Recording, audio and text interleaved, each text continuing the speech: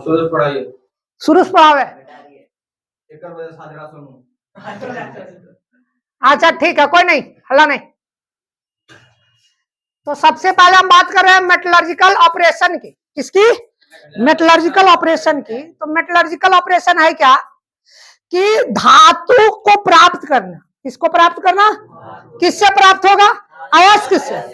अयस्क से धातु को प्राप्त करने के लिए जिन जिन चरणों से होकर गुजरना पड़ता है, जिन जिन चरणों से गुजरना पड़ता है, उसे सम्मिलित रूप में क्या कहते हैं हम लोग?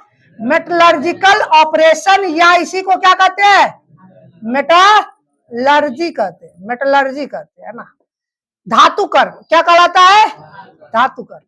धातु कर्म क्या है भाई? तो अयस्क से शुद्ध धातु प्राप्त करने की प्रक्रियाओं को सम्मिलित रूप में क्या कहते हैं? मेटलर्जी या मेटलर्जिकल ऑपरेशन। क्लियर है? अब इसके कई विधियां हैं, जिनमें से कुछ निम्नलिखित प्रमुख है। सबसे पहला जो मेथड है वो है concentration of ore. Concentration of ore है ना, अयस्कों का सांद्रण, अयस्कों का सांद्रण। दूसरा होता है conversion, conversion of concentrated ore, treated ore in oxide. किसमें? ऑक्साइड में परिवर्तन। सांद्रित अयस्क का किसमें परिवर्तन? ऑक्साइड में परिवर्तन। तीसरा होता है रिडक्शन। क्या होता है बच्चे? रिडक्शन है ना। और चौथा होता है प्यूरिफिकेशन। प्यूरिफिकेशन या इसी को बोलते हैं रिफाइनिंग। क्या बोलते हैं? शोधन या शुद्धिकरण। शोधन या शुद्धिकरण। ठीक है। तो टोटल काय मेथड, काय प्रक्रिया? 4 प्रक्रिया। काय प्रक्रिया? 4 प्रक्रिया। पहला क्या नाम है? कंसंट्रेशन ऑफ ओर, अयस्कों का सांद्रण। दूसरा क्या है? Conversion of concentrated ore in oxide, है ना। क्या है? सांद्रित अयस्कों को किस में कन्वर्ट करना? ऑक्साइड में कन्वर्ट करना। और तीसरा क्या है? रिडक्शन ऑफ ऑक्साइड, है ना, रिडक्शन ऑफ ऑक्साइड। और तीसरा क्या है? रिफाइनिंग या प्यूरिफिकेशन। ये टोटल 4 स्टेप है ना। तो अयस्क को जब कभी आप निकालते हो जमीन से खंदकर, तो उसमें कुछ अशुद्धियां होती है। क्या होती है? सबसे पहले धूल कण होता है, तो धूल कण को हटा देते हैं। यह भी क्या है? कंसंट्रेशन का सबसे पहला चरण है। क्या है सर? कंसंट्रेशन का सब। तो कंसंट्रेशन का मतलब होता है, सांद्रण का मतलब होता है अशुद्धियों को कम करना। अशुद्धियों को क्या करना? कम करना। अशुद्धियों को कम करना या हटाना। सांद्रण का क्या मतलब है? अशुद्धियों को कम करना, अशुद्धियों को कम करना। तो सबसे पहले कंसंट्रेशन ऑफ ओर क्या बोलोगे? अयस्क में उपस्थित अशुद्धियों को दूर करने की प्रक्रिया या कम करने की प्रक्रिया क्या कहलाती है? कंसंट्रेशन ऑफ ओर। अयस्कों का सांद्रण कहलाता है। क्या कहलाता है? अयस्कों का सांद्रण। सांद्रण की कई विधियां हैं, लेकिन मुख्य रूप से हम 3 विधियों की बात करेंगे। मुख्य रूप से कितनी विधियों की बात करेंगे? 3 विधियों का। एक होता है फेन प्लवन विधि। कौन विधि? फेन प्लवन विधि।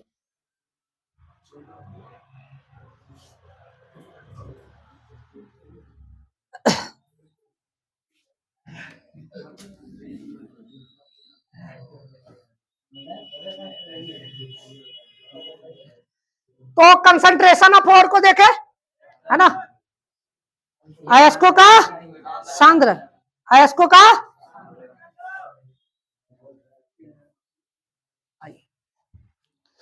सबसे पहला मेथड हम बात करने जा रहे हैं मैग्नेटिक सेपरेशन की।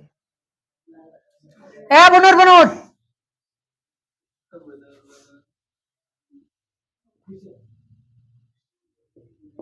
मैग्नेटिक सेपरेशन, हिंदी में बोलते हैं चुंबकीय पृथक्करण। कहीं ना कहीं यहाँ पे कुछ आया, क्या वर्ड आया? चुंबकीय पृथक्करण। किसके द्वारा शोधन की प्रक्रिया है?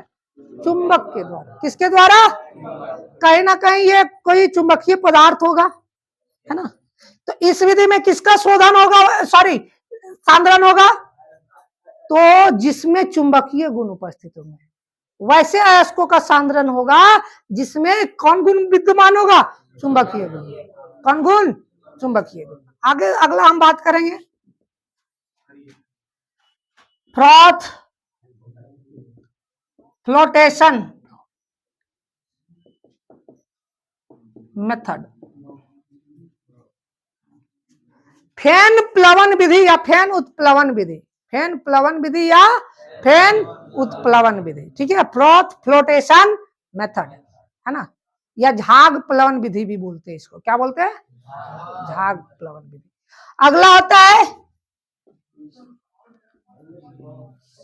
ग्रेविटी सेपरेशन,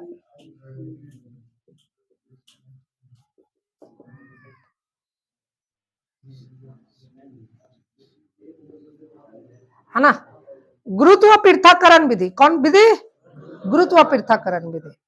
एक और होता है हाइड्रोलिक वॉशिंग, हाइड्रोलिक वॉशिंग।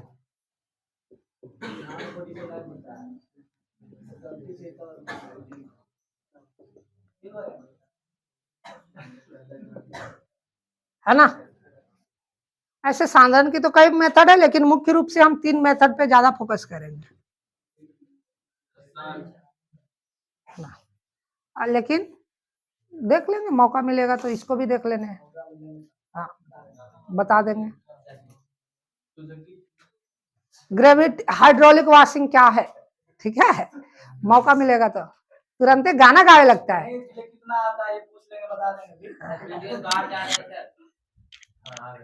आ गए ना? अरे हो जाते, की करो, कभी आउट ऑफ फ्रेम भी हो जाना चाहिए।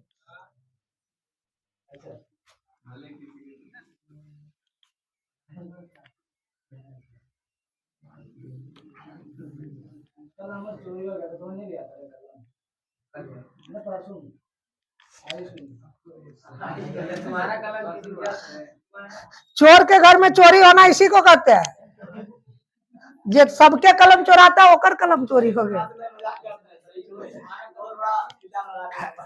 आइए, तो मैग्नेटिक सेपरेशन की बात करें हम, किसके? इसमें 2 गोल चक्का होता है। क्या होता है सर? गोल पहिया होता है, और दोनों पहिए को क्या करते हैं? एक बेल्ट से जोड़ देते हैं। मर्दे जोड़ जा।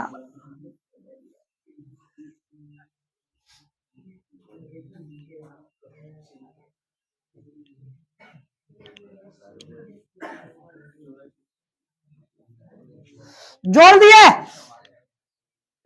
है ना। तू माथा पे हाथ काल रख ले रहे, दुनिया का टेंशन तोरे आ गया है। लग रहा है कि 2038 में कैसे पृथ्वी को नष्ट होने से बचाएंगे, यह सोच रहा है कि रे?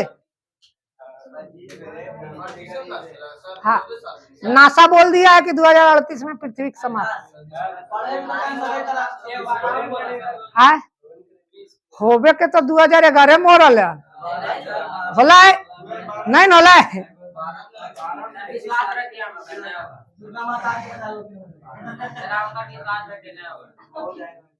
आइए, हवा नहीं। इसमें क्या होता है? 2 गोल पहिया होता है, जिसमें एक अचुंबकीय पहिया होता है। क्या होता है सर?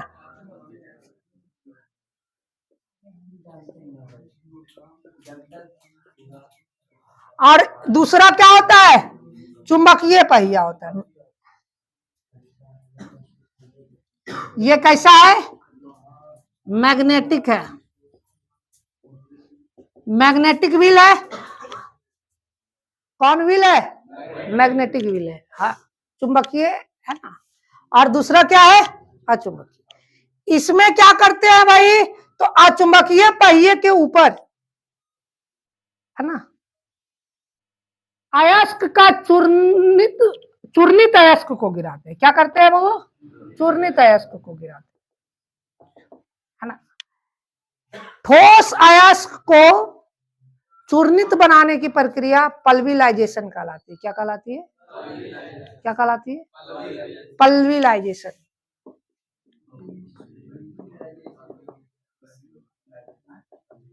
है ना? ठोस अयस्क को क्या बनाना? चूर्ण बनाना। ठोस अयस्क को क्या बनाना? चूर्ण बनाना। क्या कहलाता है? पल्विलाइजेशन कहलाता है। क्या कहलाता है सर? पल्विलाइजेशन। क्लियर हो गई बात? अब धातु के चूर्णित अयस्क को क्या करेंगे हम? एक पेंडल के सहारे कौन अचुंबकीय व्हील को घुमाएंगे। तो जब ये घूमेगा तो बेल्ट भी घूमेगा। बेल्ट जब घूमेगा तो इसके सहारे क्या आएगा? चूर्णित अयस्क भी आएगा। और क्या होगा? जिसमें चुंबकीय गुण नहीं उपस्थित होगा वो यहां पे गिर जाएगा, और जिसमें अयस्क में जो चुंबकीय गुण वाला होगा थोड़ा सा दूर गिरेगा। बोलो हाँ है ना? तो इस प्रक्रिया को कहा जाता है चुंबकीय पृथक्करण विधि। क्या कहा जाता है सर? चुंबकीय पृथक्करण विधि। तो चुंबकीय पृथक्करण विधि द्वारा वैसे अयस्कों का सांद्रण होता है जिसमें कौन गुण विद्यमान हो? चुंबकीय गुण विद्यमान हो। क्लियर हो गई बात? कोई दिक्कत नहीं ना? एक बार देख लें आप लोग, स्क्रीनशॉट ले लो।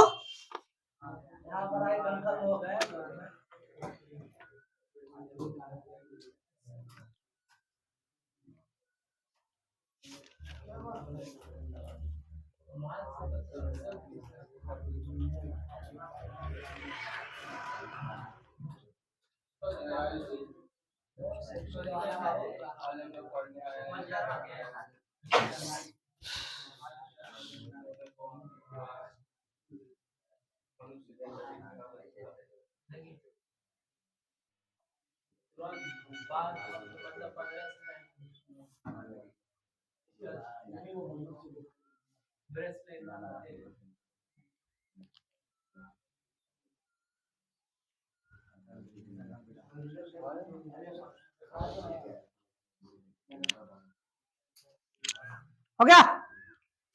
चलिए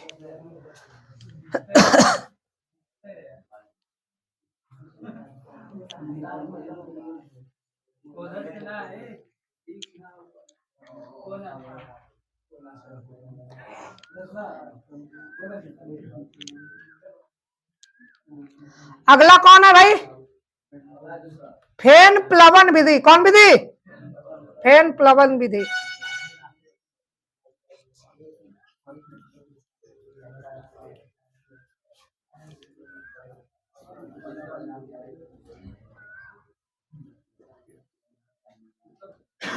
फ्रॉथ फ्लोटेशन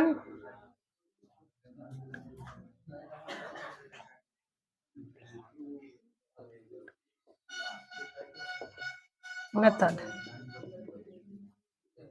है ना? फेन प्लवन विधि है ना? फेन प्लवन विधि क्या है भाई? तो इस विधि में सामान्य तौर पर सल्फाइड अयस्क का, किसका?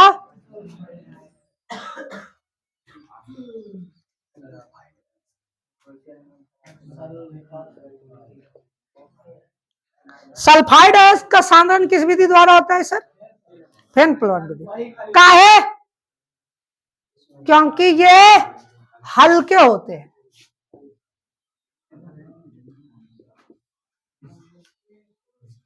सल्फाइड अयस्क क्या होता है सर? हल्का होता है ना? सल्फाइड अयस्क हल्का होता है। क्या करते हैं भाई? एक टैंक में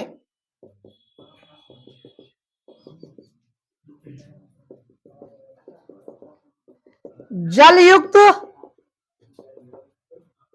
सल्फाइड अयस्क जो कि चूर्णित करके क्या करते के? चूर्णित सल्फाइड अयस्क।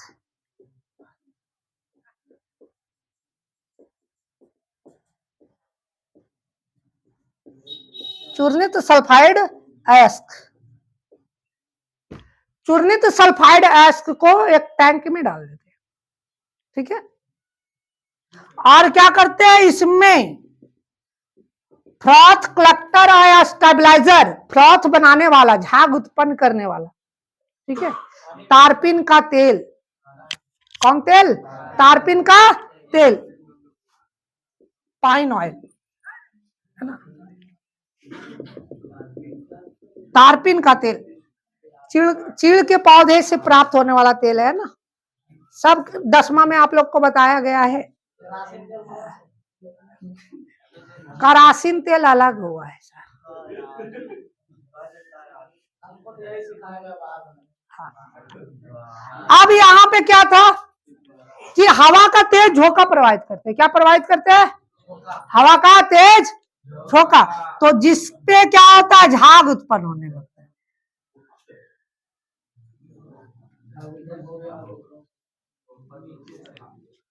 क्या उत्पन्न होने लगा? झाग उत्पन्न।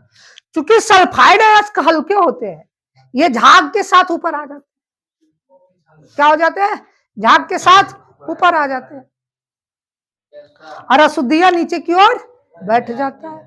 और इसको क्या करते हैं? झाग को छानकर सुखा लिया जाता है, जिससे सांद्रित अयस्क प्राप्त हो जाता है ना। तो इस प्रक्रिया को क्या कहा हमने? फेन प्लवन विधि। क्या कहा हमने? फेन प्लवन विधि। किसके लिए होता है? सल्फाइड अयस्क के लिए, है ना। किसके लिए? सल्फाइड अयस्क के लिए, ठीक है। जैसे में क्या देखोगे? ZnS, HgS, PbS, है ना। क्लियर है? अगर किसी से निष्कर्षण में आसानी होती है, धातु के निष्कर्षण में आसानी होती है, तो वो उसके सल्फाइड अयस्क से होता है, सबसे आसान, ठीक है। सबसे आसान मेथड उसके सल्फाइड अयस्क से धातु का निष्कर्षण होता है, ठीक है।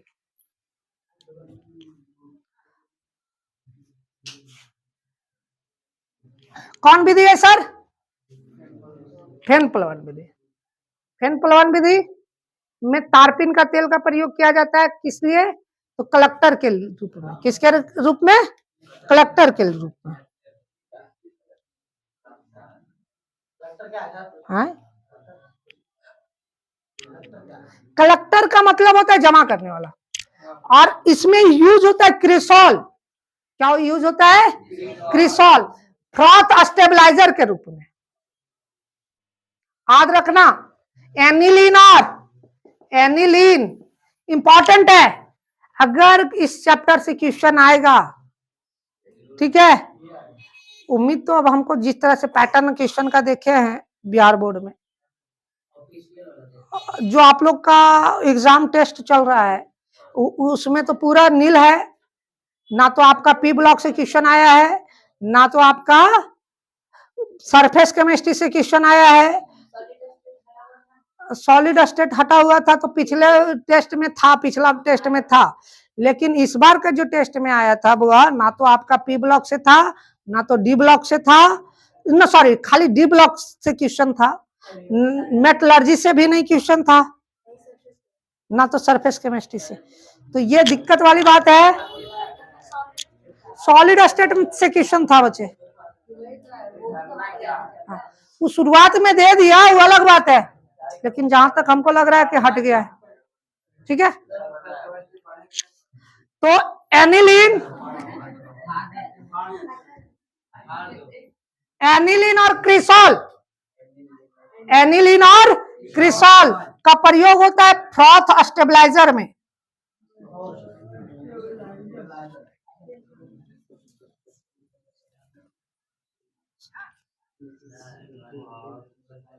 है ना। ये क्या करता है? तो झाग को बनाए रखने में मदद करता है। कौन कौन? क्रिसॉल और एनिलीन, एनिलीन और क्रिसॉल, है ना। और फ्रॉथ उत्पन्न करने में कौन मदद करता है? झाग बनाने में कौन मदद करता है? पाइन ऑयल, है ना। कौन ऑयल? पाइन ऑयल, ठीक है। ध्यान रखना, इसको क्या कहते हैं? कलेक्टर। और ये फ्रॉथ स्टेबलाइजर, है ना। और एक और होता है डिस्पर्सेंट,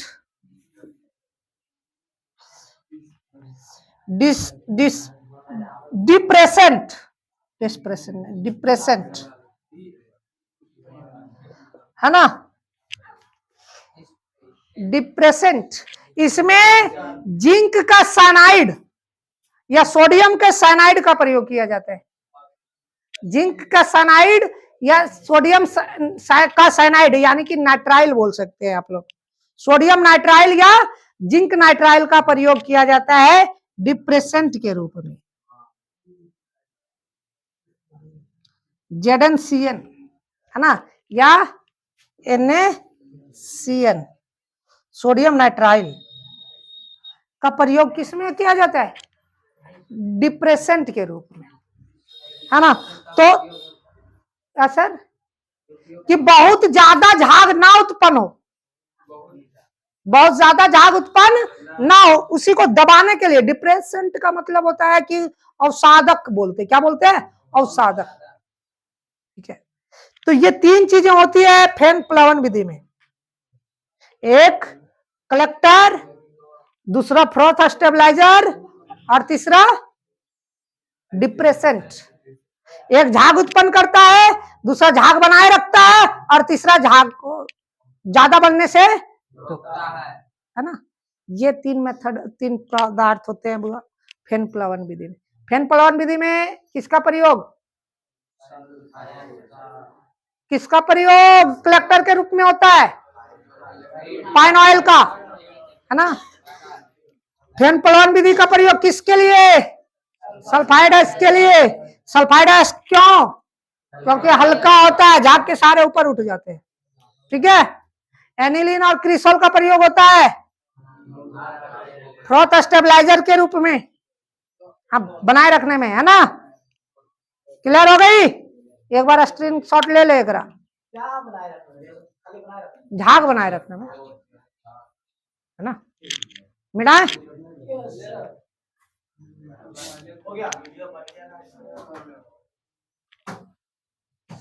वीडियो बनिए रहा है, ठीक है, लेकिन वीडियो देखता कहाँ है तुम लोग? शेयर कहाँ करता है? शेयर करो, कमेंट करो, है।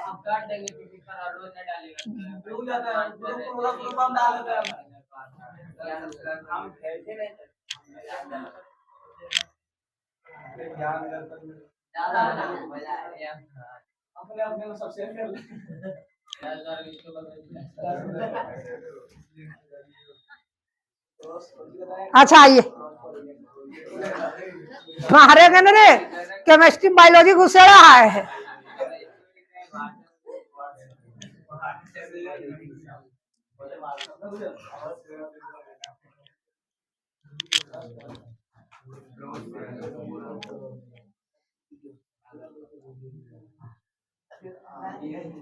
ग्रेविटी सेपरेशन, चुंबकीय पृथक्करण, क्या बोलते हैं? चुंबक, कौन बोल रहे हैं? गुरुत्वीय पृथक्करण, गुरुत्वीय पृथक्करण, गलत बात। चुंबकीय पृथक्करण, गुरुत्वीय पृथक्करण, है ना। इसमें वैसे धातु का प्रयोग किया जाता है जिसमें क्या होता है? अशुद्धियों का वजन ज्यादा होता है, अशुद्धियों का वजन ज्यादा होता है। ठीक है, जिसमें क्या करते हैं कि अशुद्धियों को, अयस्क को चूर्णित करके, क्या करके? चूर्णित करके एक ढालुआ सतह पे क्या करते हैं? गिराते, रुखड़ादार ढालुआ सतह पे गिराते हैं। ठीक है, तो अशुद्धियां क्या होती है?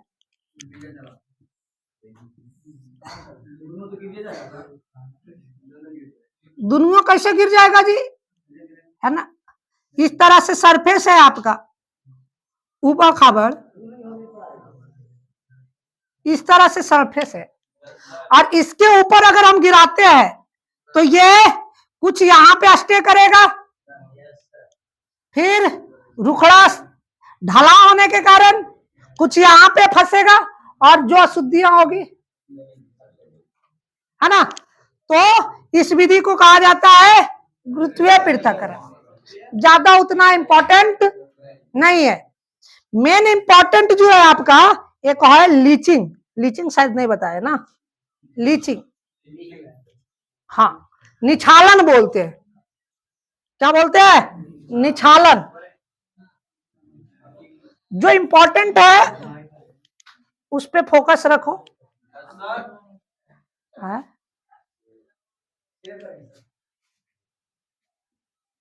लीच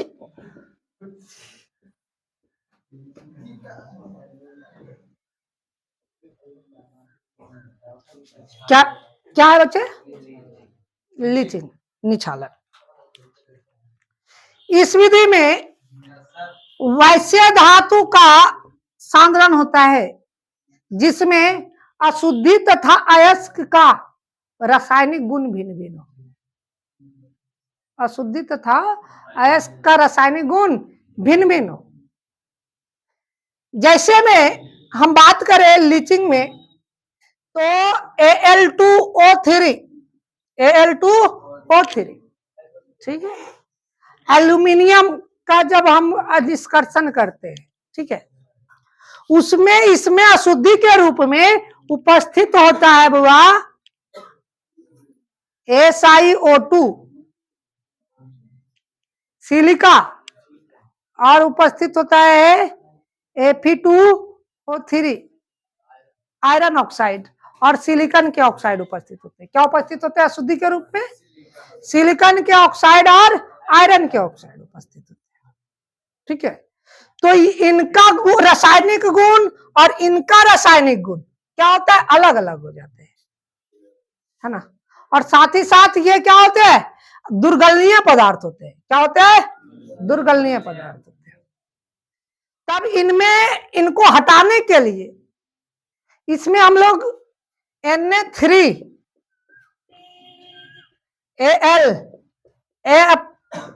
F6 के साथ साथ NaOH का घोल डालते हैं। क्या डालते हैं, NaOH का घोल डालते हैं, ठीक है।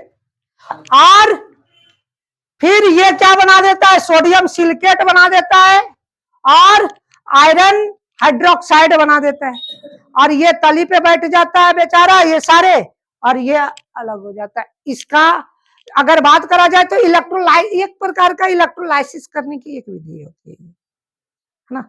लीचिंग जो है hydrometallurgy with electrolysis, hydrometallurgy with electrolysis. Hydrometallurgy का मतलब बताए थे, जलीय घोल का प्रयोग करना द्रवित अवस्था में, और धातु के किसके द्वारा, तो विद्युत धारा के द्वारा भी प्रयोग, यानी इलेक्ट्रोमेटलर्जी और क्या बोल सकते हो, हाइड्रोमेटलर्जी का एग्जांपल है, ठीक है। ये हो गया बुआ लीचिंग का कंडीशन, ठीक है। ये कंसंट्रेशन की बात थी, किसकी बात थी, कंसंट्रेशन की बात थी।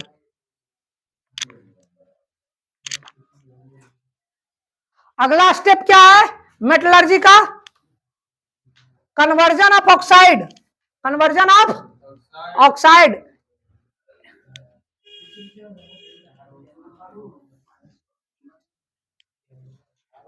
धातु क्या किसमें कन्वर्ट करना, ऑक्साइड में कन्वर्ट करना, है ना।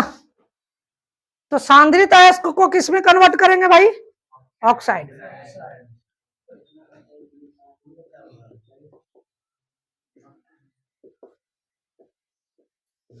अयस्क का ऑक्साइड में परिवर्तन, है ना। क्या है भाई, तो कैसे परिवर्तित करेंगे, धातु के ऑक्साइड को कैसे बदला, धातु के ऑक्साइड को कैसे बदलेंगे, देखते हैं सर। इसकी जो है बुआ दो विधियां, ठीक है। क्या विधियां, दो विधियां। एक होता है रोस्टिंग और दूसरा होता है कैल्सिनेशन, भर्जन और निस्तापन, भर्जन और निस्तापन। इसी को बोलते हैं भर्जन या जारन।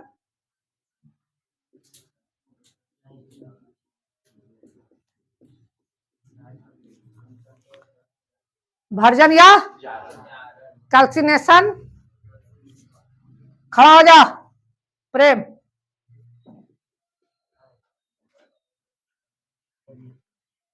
क्यों हो रहा था, काहे हंस रहा था? सर बात करते हैं, हंसमुख बचपन से हंसमुख चेहरा हम आज देखे अभी देखे रे है? बताओ सल्फाइड अयस्क का सांद्रण किस विधि द्वारा होता है?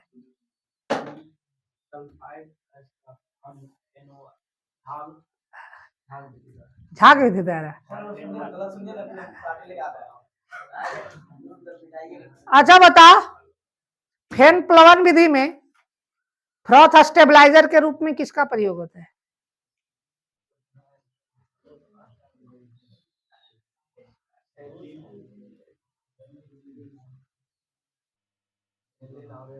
एनिलीन और क्रिसॉल। मजाक ना करो, बैठ जा।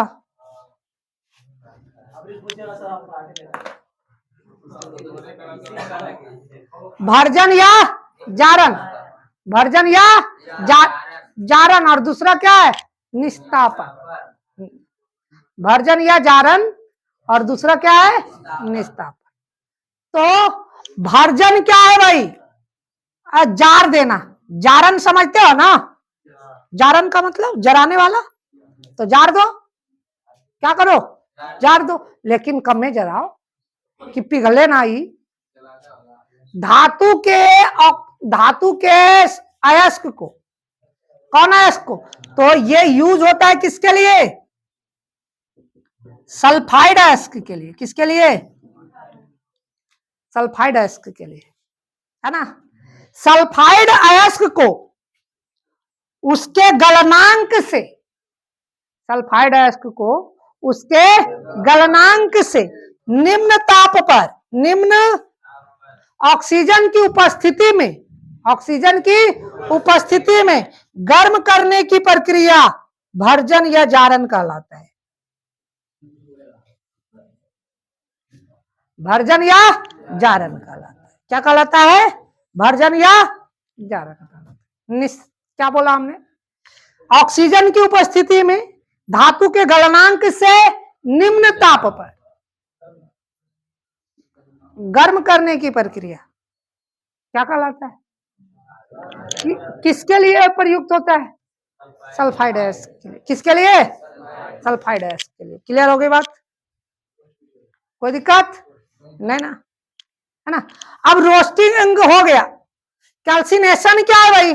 तो सल्फाइड अयस्क को छोड़कर, सल्फाइड अयस्क को छोड़कर, जैसे कार्बोनेट अयस्क, मोस्टली कार्बोनेट अयस्क के लिए प्रयुक्त होता है। किसके लिए?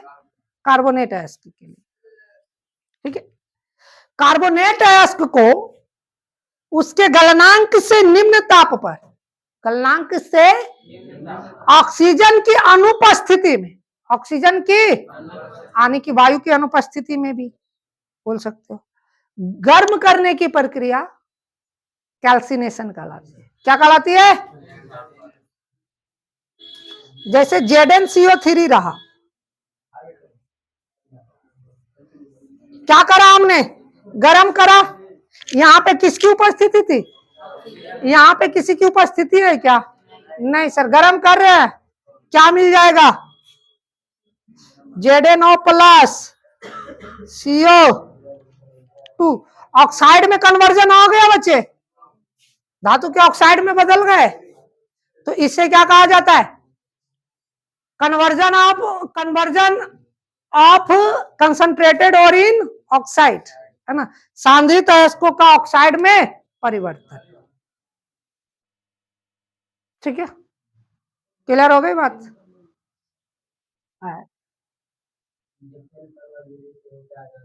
बस बस बस बस, इसीलिए तो बोले थे। अब यहाँ पे क्या करोगे? जारन कर दिया, मिल गया आपको क्या? ऑक्साइड। अब इसका क्या कर देना है? स्मेल्टिंग कर देना है। आजा, अगला जो है रिडक्शन। क्या है सर? अवकरण तो जानते हो ना। खड़ा हो जा चंदन, नाम है चंदन, काम करता है दंदन। आंसर भले बतावे देरी से कि बताओ। मारबोन तोरा रे, हसुआ बिया में खुरफा के गीत गाता है रे। हाँ, हम बोल रहे बुआ, अवकरण किसे कहते हैं?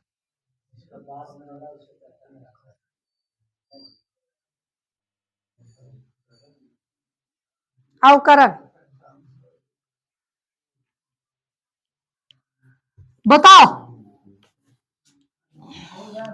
हाँ, अच्छा तो तू ही होकर बल्ले बताओ। तू मानुस नहीं है, महामानुस है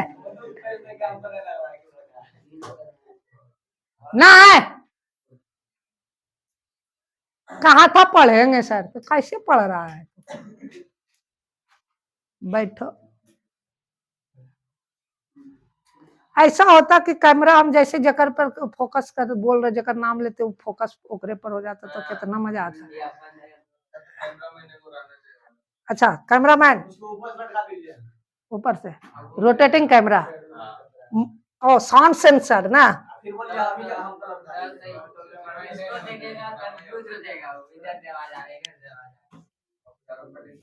आजा, हला नहीं। अगला क्या है? रिडक्शन।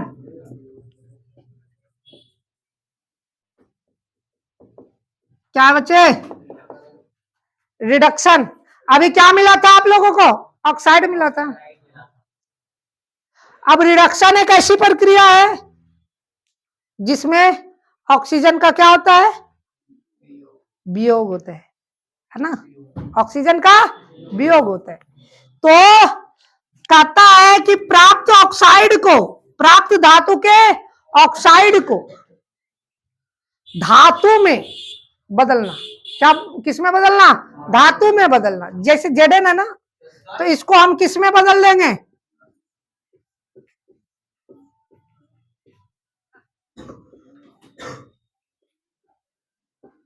है ना, ये धातु में बदला। धातु के ऑक्साइड किस में कन्वर्ट हो गया? धातु। यहाँ पे जिंक का ऑक्सीकरण संख्या +2, यहाँ पे घटा की बढ़ा। किसी रासायनिक पदार्थ, रासायनिक अभिक्रिया में किसी पदार्थ के ऑक्सीकरण संख्या में कमी क्या कहलाता है? रिडक्शन कहलाता है। क्या कहलाता है?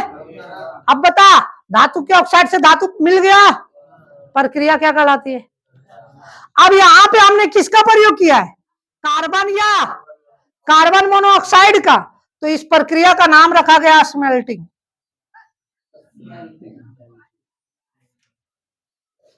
क्या कहते हैं? धातु के ऑक्साइड को कार्बन या कार्बन मोनोऑक्साइड के साथ अभिक्रिया कराकर धातु में कन्वर्ट करना क्या कहलाता है? अवकरित करना क्या कहलाता है? स्मेल्टिंग कहलाता है। क्या कहलाता है बच्चे? स्मेल्टिंग कहलाता है। ठीक है, धातु के ऑक्साइड को कार्बन या कार्बन मोनोऑक्साइड की साथ अभिक्रिया कराकर धातु में कन्वर्ट करना क्या कहलाता है ना? स्मेल्टिंग। तो रिडक्शन का एक विधि क्या हो गया? स्मेल्टिंग। दूसरा है ऑटो रिडक्शन। क्या है बच्चे?